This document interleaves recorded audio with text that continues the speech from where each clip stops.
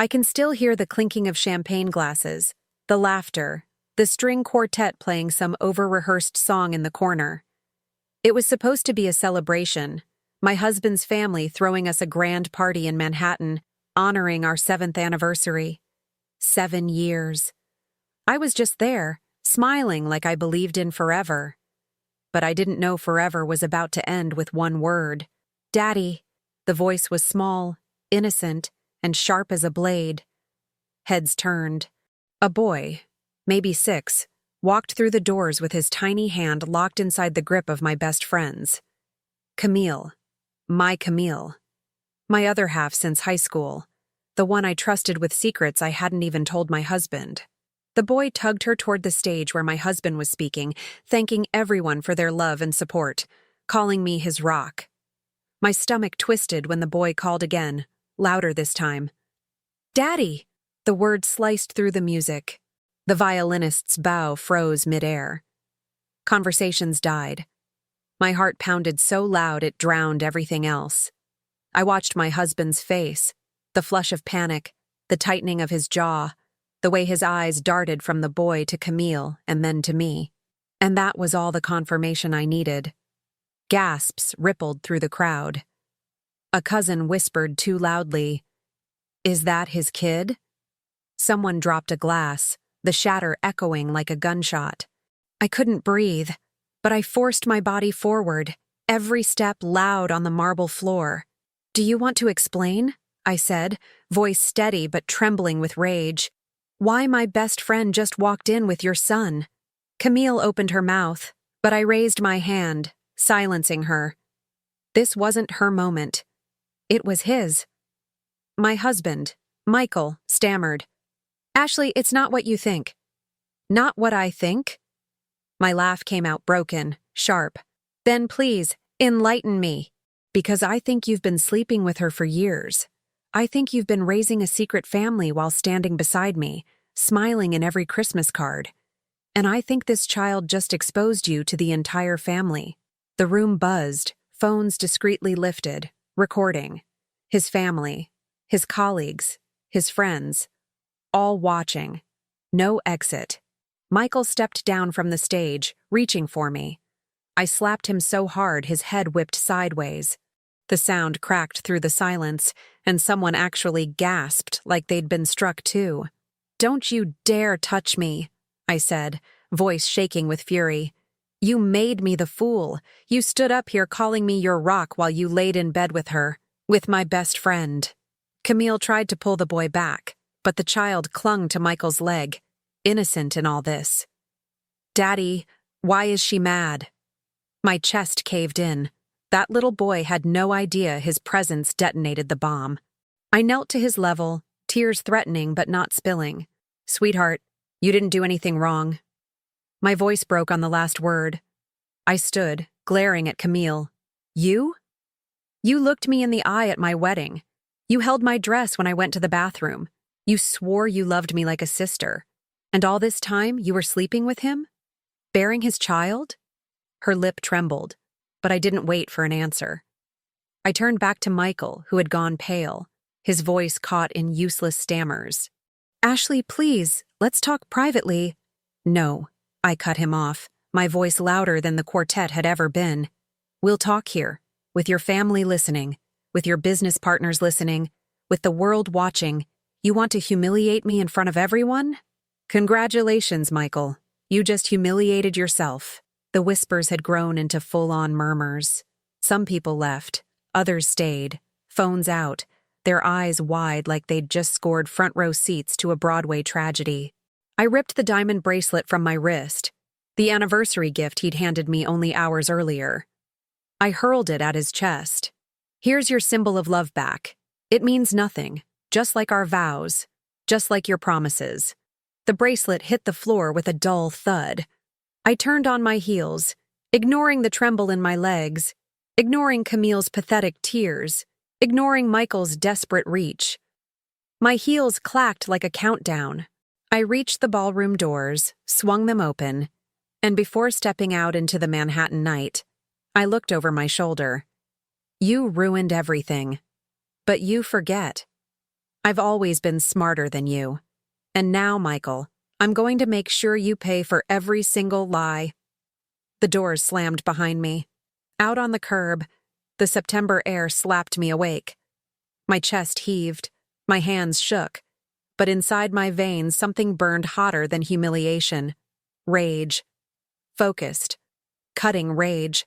And in that moment, I swore to myself, I wasn't just going to survive this, I was going to destroy him.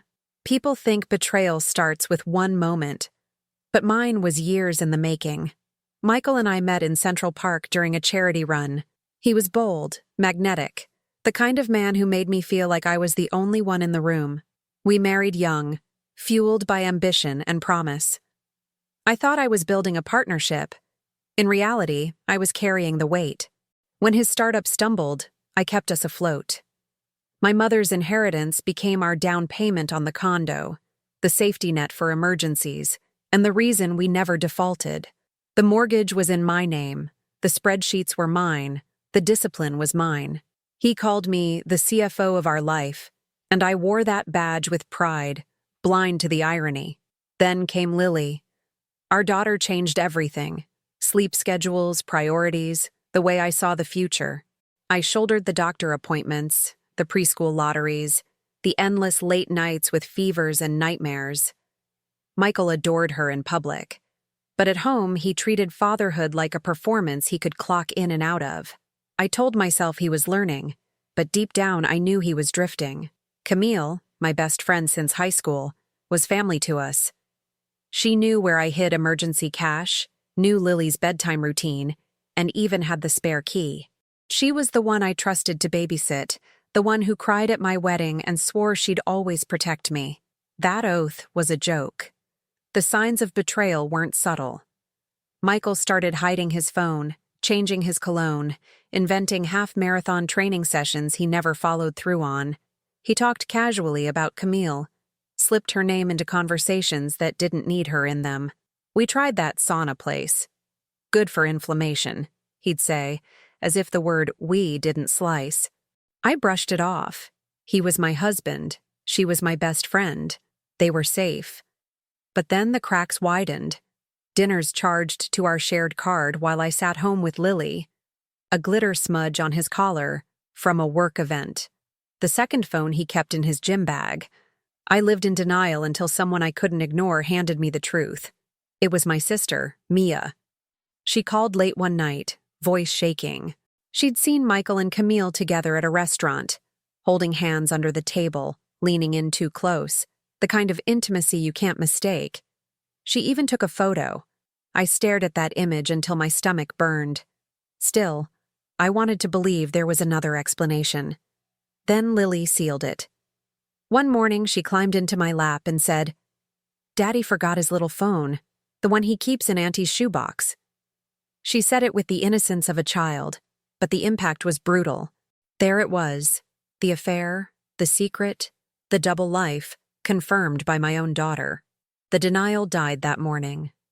Every sacrifice, every dollar I poured into our marriage, every night I stayed awake balancing bills and rocking Lily, suddenly it all felt like ammunition for him to betray me. That was when I knew.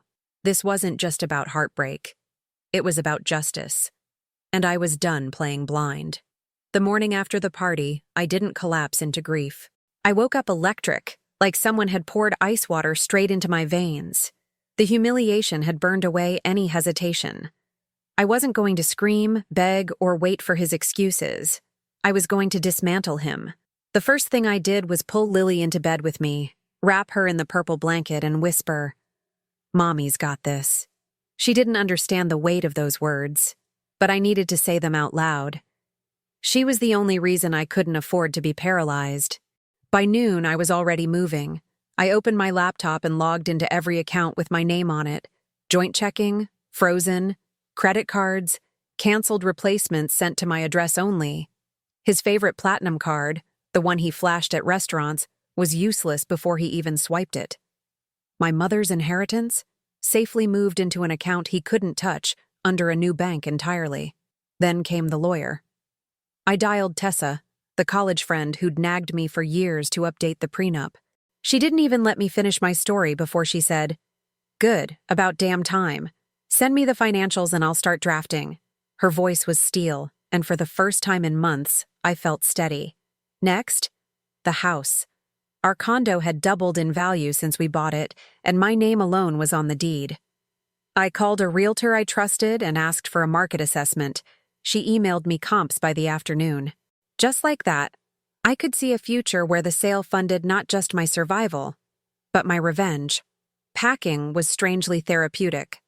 I started with Lily's room, folding her clothes, tucking her drawings into a portfolio, grabbing the stuffed animals she couldn't sleep without. Then my essentials: documents, laptop, jewelry I'd bought myself. Not the gifts from him. Those I left in plain sight. A reminder of how easily I could discard what he thought defined me. By the time Michael came home, the lock had already been changed. He stood outside, pounding on the door, his voice muffled through the wood. "Ashley, don't do this. We need to talk." I leaned against the wall, silent, listening to his desperation grow. It's not what it looked like. Camille dragged me into this. I didn't want it. Don't punish me like this. Punish him. The word twisted in my gut, but not the way he meant it. He thought I was punishing him out of anger, out of a wife's wounded pride. He had no idea this was strategy. I finally opened the door a crack, just enough to let him see my eyes. Calm, cold, unflinching. "You don't live here anymore," I said. "You'll hear from my lawyer." And then I shut the door again, the lock clicking like the final beat of a gavel. He shouted for another 5 minutes, threats mixing with pleas, before the hallway went silent. I pressed my forehead to the door and let the quiet sink in. For the first time, the power was mine. I wasn't the fool anymore. I was the strategist, and this was only the beginning. The next 48 hours felt like watching dominoes fall, one after another, each crash echoing louder than the last. I hadn't even needed to lift a finger, just one locked door, a few phone calls, and the truth unraveling in front of everyone. By Monday morning, Michael's platinum card was dead. He tried using it at a midtown steakhouse with 2 of his investors, and it declined 3 times before the waiter politely asked if he had another method of payment. One of the investors later texted me, yes, me, because they knew who really controlled the money. "Everything okay with your accounts?" Translation: they didn't trust him anymore. At the same time, Camille's life started cracking. She posted a smiling photo of herself at brunch, and the comments section turned savage. "Homewrecker. How's Ashley's husband? That kid looks just like him." The whispers from the party had already spread. In our circle, nothing stays contained, especially betrayal. By the end of the day, her law firm quietly removed her from their website. "Leave of absence," the press release said. I knew better. Family fallout was next. His mother called me, voice shaky. "Ashley, is it true?" She'd seen the video. Someone at the party had filmed everything, from the boy calling daddy to me slapping Michael across the face. It had already made the rounds on group chats and Facebook. "I don't know how he could do this," she whispered, almost ashamed. For once, I didn't soften it. "Because you raised a man who thinks he can have everything without consequence," I said flatly. She didn't argue. That same evening, I got a call from his father. No apology, no sympathy, just cold fury. "Do you realize what you've done to this family's reputation?" he barked. I almost laughed. "What I've done? Your son cheated on his wife with her best friend and fathered a secret child. Maybe worry about what he's done." He hung up without another word. That told me everything I needed to know. They weren't rallying behind him. They were already distancing themselves. But the clearest consequence was Michael himself. By Tuesday night, he was camped outside the condo, texting me nonstop. His messages swung between rage and begging. "You had no right to freeze those accounts. We can work this out, please don't ruin me. If you love me at all, stop this madness." Love him? The word looked foreign on my screen. Whatever had bound us dissolved the moment that boy called him daddy. I didn't answer. Instead, I forwarded the texts to Tessa. She replied, "Perfect. Keep everything. This is gold for the divorce." The power shift was intoxicating. For years, I'd been the quiet backbone of his empire, the one balancing spreadsheets while he played big man in boardrooms. Now he was locked out, scrambling, his pride bleeding in public. Meanwhile, I was calm, methodical, already sketching out the next moves. The ripple effects spread wider than I imagined. A friend of mine from yoga sent me a screenshot of a group chat. Michael's name was trending in our little corner of Manhattan gossip. The words secret child and affair were attached to him like a scarlet letter. I didn't even need to fuel the fire. The city was doing it for me. Still, I wasn't naive. I knew desperation was coming.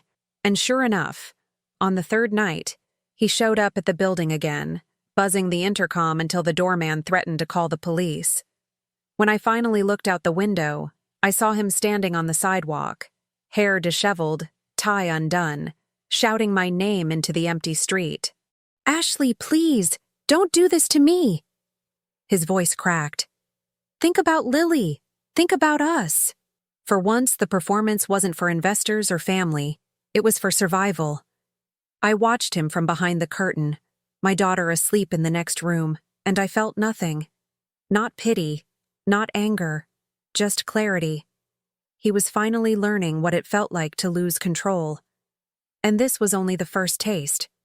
Because I hadn't even gone public yet. Michael always thought he could spin anything. He'd built his career on charm and polished half-truths, the kind of man who could walk into a room full of strangers and walk out with investors. So when his reputation started crumbling after the party, I wasn't surprised he went into PR mode. What did surprise me was how badly he underestimated me. It started with social media. A perfectly staged photo of him sitting at a cafe, sleeves rolled, staring into the distance. Caption: "Sometimes life throws challenges, but love and family are worth fighting for." Within minutes, his loyal acquaintances were commenting hearts and words of encouragement. But the replies drowned them out. Screenshots of him at the party, side-by-sides of him and the little boy who looked unmistakably like him. People weren't fooled, they were furious. Then came the interview, a local morning show. He sat there with carefully styled hair, voice soft, rehearsed. "There have been rumors circulating about my marriage," he said, hands folded like a penitent priest. "Camille is just a close friend of the family. The child, he is not mine.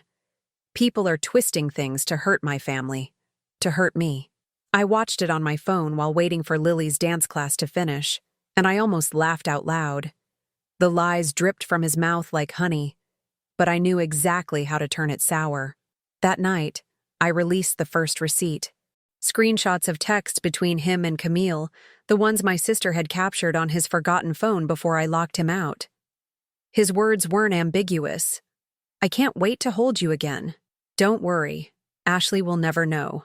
And Camille's replies, photos of hotel rooms, notes about the boys' doctor appointments. I didn't post them directly. I wasn't stupid. I slipped them anonymously to a gossip account that lived for Manhattan scandals. By sunrise, the screenshots had gone viral. The comments section of his interview clip turned into a battlefield. "Not your kid?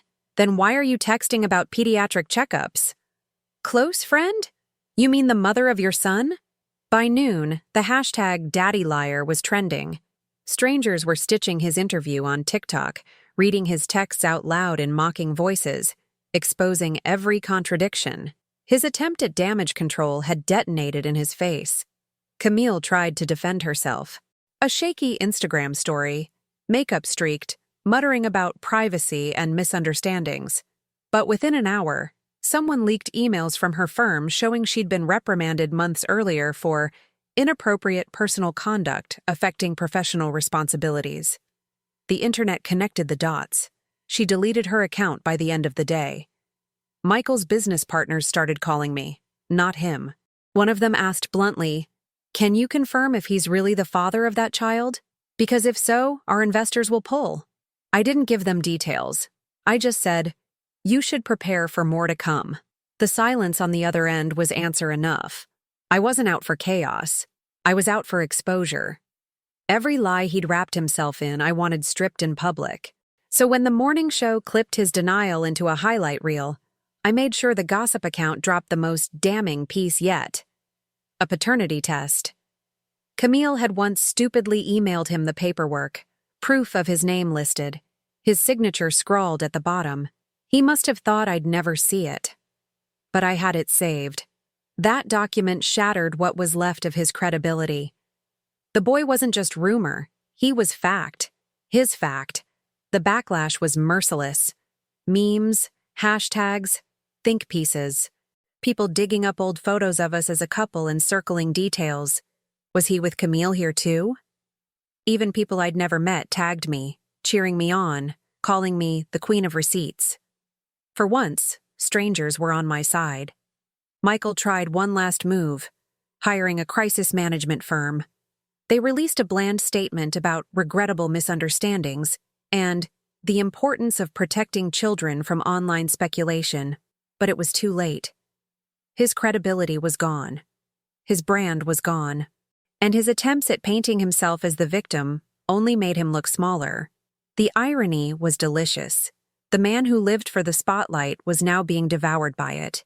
Every room he'd once commanded now laughed at him behind closed doors. Invitations dried up. Investors ghosted. Friends stopped answering his calls.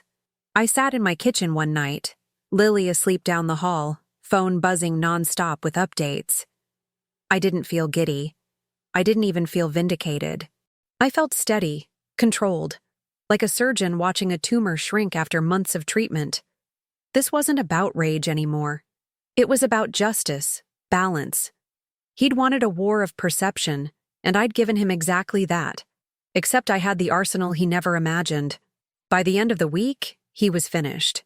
His name wasn't trending because of his business. It wasn't on the lips of investors or potential partners. It was trending because he was a walking cautionary tale. And the best part? I hadn't said a word publicly, not once. The truth had done all the talking for me.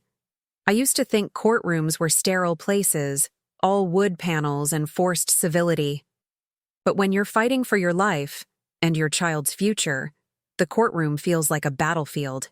Every file, every piece of paper is a weapon. And I came armed to the teeth. The divorce petition hit Michael like a grenade. Tessa filed it so swiftly he barely had time to process the viral wreckage of his reputation before the legal notices landed on his desk. Grounds: adultery, concealment of assets, emotional cruelty. Evidence: photos, texts, emails, financial records, all meticulously organized. My signature sat at the bottom, steady as steel. Michael's first move was arrogance. He showed up to mediation in a tailored suit, hair slicked back, acting like this was just another negotiation. "We don't need to make this ugly," he said, flashing the fake charm that once fooled me. "We can split things down the middle." Tessa didn't even blink.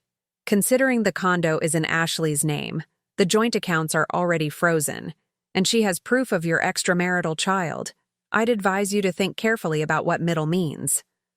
The smugness cracked. He shifted in his seat, glanced at his lawyer, then leaned forward. "You can't just take everything." I finally spoke, my voice calm but sharp enough to cut. "Watch me." The financial dismantling was brutal. The condo? Mine. Paid with my inheritance, deed in my name, untouchable. His lawyer tried to argue marital contribution, but the judge shot it down. Michael's so-called contributions were funded by my trust and my income. Strike one. Our joint investments? Divided, yes. But my share tipped heavily in my favor because I proved he'd diverted funds to support Camille and the boy. Bank transfers to her account, Venmo payments labeled with emojis, even receipts for baby clothes and formula. The judge's face hardened as the evidence piled up. Strike two. His startup? A mess. Investors pulled out the moment the scandal broke. Contracts were voided, projects frozen. What little equity he had left was slashed by debt. Still, the court granted me partial interest to secure child support, just in case he ever tried to rebuild. He'd never be able to profit without me seeing a cut. Strike 3. But the biggest blow was custody. Michael's team pushed hard for joint custody of Lily, painting him as a loving father misunderstood by public opinion. I didn't have to argue. The receipts did it for me. Missed doctor appointments. Travel records proving he'd been with Camille during Lily's milestones. Texts where he dismissed my pleas for him to be present. And finally, the paternity test of his other child. The judge didn't mince words. This court does not consider Mr. Madison a reliable custodial parent at this time. I got primary custody. He got visitation, supervised, limited, and contingent on therapy. When the gavel came down, Michael's jaw tightened like he wanted to shatter it. He glanced at me, eyes blazing, but I didn't flinch. He'd lost the house, the money, the custody battle. He wasn't a husband anymore. He wasn't even much of a father. The fallout extended beyond the courtroom. His father called me, his tone clipped and cold. "We're withdrawing financial support. Michael is no longer welcome under this family's umbrella." Translation: he was disowned. His mother, on the other hand, called me crying, apologizing for her son's behavior, offering to help with Lily. I accepted her help for Lily's sake, but made it clear she would never excuse him in my eyes. Even his brother, the golden boy of the family, cut ties. "I can't have my name associated with this circus," he said in a voicemail I later heard replayed in court. Michael had always leaned on his brother for networking and introductions. Now those doors slammed shut. Camille wasn't spared either. Her family, deeply Catholic and deeply conservative, turned their backs on her. Her parents sent me a letter, an actual handwritten letter, apologizing for their daughter's betrayal and begging me not to hate them for her sins. I didn't hate them, but I couldn't forgive her. She moved out of her apartment within weeks. Whispers said she'd gone upstate to hide with the boy. Meanwhile, I was steady. I sold the condo for nearly double what we'd paid, moved Lily and me into a sunlit apartment on the Upper West Side, closer to her school. I built a cushion with the sale, invested smartly, and for the first time in years, I felt like I was breathing without someone's hand on my chest. Michael, on the other hand, spiraled. His accounts bled dry. He tried starting new ventures, but no one would back him. Every Google search attached him to, "Oh, Daddy Liar." No serious investor wanted that headline. He downgraded from tailored suits to wrinkled jackets, from sleek town cars to borrowed rides. By the time the divorce finalized, he was renting a dingy studio in Queens, furniture borrowed, dignity shattered. The irony wasn't lost on me. This was a man who once stood in a ballroom, thanking me for being his rock. Now he was adrift. No anchor, no audience, no respect. And all of it. Every asset, every relationship, every sliver of reputation had been stripped piece by piece, not by chance, but by my hand. The last time I saw him in court, he tried to meet my eyes during the final settlement hearing. I didn't give him the satisfaction. I focused on the judge, on the paperwork, on the pen in my hand signing away the last ties that bound us. When it was over, I stood, gathered my things, and walked out without a backward glance. He was officially broke. Legally bound to pay child support he could barely afford. Estranged from his family. Abandoned by his mistress. Isolated. I had dismantled him completely. The last time I saw Michael wasn't in a courtroom, or through the lens of a phone recording, or across the battlefield of lawyers. It was face to face, no audience, no buffer. Just the two of us, standing in the wreckage of what he had destroyed. He asked to meet. His message came through in the middle of the night. Desperate, disjointed, almost pitiful. "Please, just once, let me explain. I need to see you." I didn't answer right away. I thought about ignoring it completely, but something in me wanted to see it for myself. To witness what was left of him when the mask was gone. We met at a cafe downtown, one we used to frequent when we were broke newlyweds splitting bagels and laughing at our own ambition. The irony wasn't lost on me. He was already there when I arrived, hunched over, a shadow of the man who once strutted into rooms like he owned them.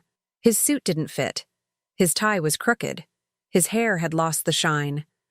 And when he lifted his eyes to meet mine, I saw the hollowed-out desperation that comes when a man has lost everything. "Ashley," he said, voice cracking like dry wood. "Thank you for coming." I sat across from him, silent. He fumbled with the sugar packets, tearing one open and spilling granules across the table. His hands shook. I had never seen him shake before. "I've made mistakes," he started, words tumbling out. "I know that. I know I ruined everything. But please, you've made your point. You've punished me enough." Punished. That word again. They always call it punishment when it's just consequence. "You think this is about punishment?" I said, my voice calm but cutting. "Michael, this is about accountability. Everything you lost because of what you chose. I didn't take it from you.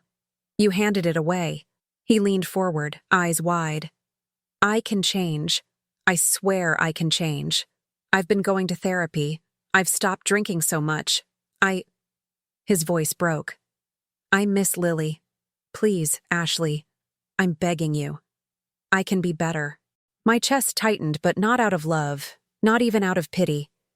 It was the sharp ache of remembering how many times I'd sat in this same position, begging him to be present, to be honest, to be a father. And he hadn't listened. "She deserves a father who doesn't treat her like an accessory," I said coldly. "She deserves a man who shows up, not one who hides behind lies until the truth drags him into the light." He dropped his head into his hands. "I've lost everything," he muttered. "My job, my family, my friends. Camille left me. My parents won't speak to me. I can't even get a meeting without people laughing behind my back. You've destroyed me." The way he said it, like I was the villain, like I had orchestrated his downfall out of malice, almost made me laugh. "I didn't destroy you," I said, leaning forward, my voice low enough that he had to look me in the eye. "You destroyed yourself. I just stopped covering for you." He stared at me then, eyes glassy, lips trembling. "Please, Ash, just forgive me. We don't have to be together, but please say you forgive me. I can't live like this." Forgive him. The man who betrayed me with my best friend. The man who fathered a child in secret while I raised ours alone. The man who humiliated me in front of his entire family, then tried to paint himself as the victim. I let the silence stretch, let him twist in it, because for once, time belonged to me.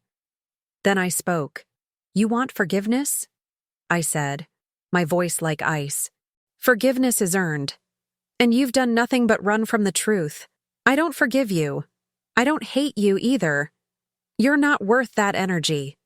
You're nothing to me now." His face crumpled. He reached across the table, but I pulled my hand back before he could touch me. "You're the architect of your own destruction," I told him, every word precise. "Don't look at me for a way out. You built this collapse brick by brick. Now live in it." For a moment, the cafe was silent around us. Just him, broken, staring at the reality he couldn't escape. I stood, slid my chair back, and picked up my coat. He whispered my name once more, like a prayer. But I didn't turn back. I walked out into the cold New York air, my heels striking pavement, each step lighter than the last. The door swung shut behind me, sealing him inside his ruin, and for the first time in years, I wasn't walking away from something. I was walking toward my own freedom. A year can change everything. 12 months ago, I was standing in a hotel ballroom, mascara streaking down my face, my world collapsing in front of hundreds of witnesses. Now I stand in a sunlit apartment on the Upper West Side, barefoot on warm hardwood floors, listening to Lily's laughter float down the hallway. The contrast feels almost unreal, but every detail is mine. I built this. Life didn't magically become easier after the divorce papers were signed. It wasn't like flipping a switch from chaos to calm. There were nights I lay awake, staring at the ceiling, wondering if I'd ruined Lily's chance at a normal family. There were mornings when getting out of bed felt like climbing a mountain with weights tied to my chest. But slowly, piece by piece, I rebuilt. The first step was stability. I sold the condo and invested wisely, turning years of sacrifice into security. Our new apartment isn't about status. It's about peace. Floor-to-ceiling windows, a view of the river, a kitchen where Lily and I bake banana bread on Sunday mornings. Every corner is filled with light, not secrets. The second step was purpose. I'd put my career on pause for too long, always shrinking to make space for Michael's ego. No more. I built my consulting business from the ground up, using the same discipline I once poured into managing our household. Clients came quickly. Word spread about my precision, my reliability. For the first time, I wasn't Michael's wife. I was Ashley Madison, professional in my own right, carving out something sustainable and mine. The third step was healing. Therapy wasn't optional, it was survival. I learned how to sit with the rage, how to grieve the life I thought I had, how to forgive myself for the blindness that allowed betrayal to grow. I won't lie. Forgiveness for him never came, but I forgave myself. And that was enough. Lily thrived. She adjusted faster than I expected. Children often do. She asked questions at first. Why Daddy didn't live with us anymore. Why Auntie Camille disappeared. But I answered with honesty scaled to her age. Daddy made choices that hurt our family, I told her. But you are loved. Always. She nodded, cuddled closer, and went back to coloring. These days, she runs into my arms after school, her little backpack bouncing, her smile wide and unburdened. She is resilient, strong, stronger than I knew a 4-year-old could be. As for Michael, he became a ghost. Word circulates, of course. New York is a small city when you're fallen royalty. I hear he lost his studio apartment, downgraded again. I hear his startup is officially defunct, his investors suing to recover what they can. Camille? Gone. Some say she left the city entirely. Others say she's raising their son in obscurity. It doesn't matter. Their absence is no longer my wound to examine. The strange thing is, I don't feel triumph anymore. In the beginning, revenge was fuel. Watching him crumble felt like justice, like balance. But now it feels irrelevant. His downfall is history. My life, my daughter's life, is the present. Sometimes I catch my reflection in the mirror and barely recognize myself. Not because I look broken, but because I look whole. Stronger, sharper, more alive than I've been in years. Betrayal stripped me bare, but it also forced me to rebuild without illusions. And in that rebuilding, I found a version of myself I actually respect. Last week, Lily and I walked past the hotel where it all began. The ballroom, the betrayal, the slap heard round the world. She held my hand, humming to herself, blissfully unaware. I paused, looked up at those glittering chandeliers through the glass, and felt nothing. No sting, no anger, just distance. That place wasn't my ruin anymore. It was simply a landmark. As we kept walking, Lily squeezed my hand and said, "Mommy, I like our life." Her words caught me off guard, tears prickling my eyes. I bent down, kissed her forehead, and whispered, "Me too, baby. Me too. That's the truth. I do like our life. Not perfect, not untouched, but real. Honest. Free." Michael once believed he was the center of my universe. He thought I would orbit him forever, no matter how many lies he spun. But I don't orbit anymore. I shine on my own, and Lily shines with me. Betrayal broke me open. Freedom rebuilt me. And now, when I think of him at all, I think of a single line that defines everything. He was the architect of his own destruction. I am the architect of my own future. Thank you so much for watching and spending this time with me. Stories like this remind us how deep betrayal can cut, but also how strong we can become when we rise from it. I'd love to hear your thoughts. Have you ever gone through something similar, or do you know someone who has? Share your experience in the comments below. I always read them. And if this story resonated with you, don't forget to hit that like button and subscribe for more powerful stories. Your support means everything, and it keeps this community growing stronger every day.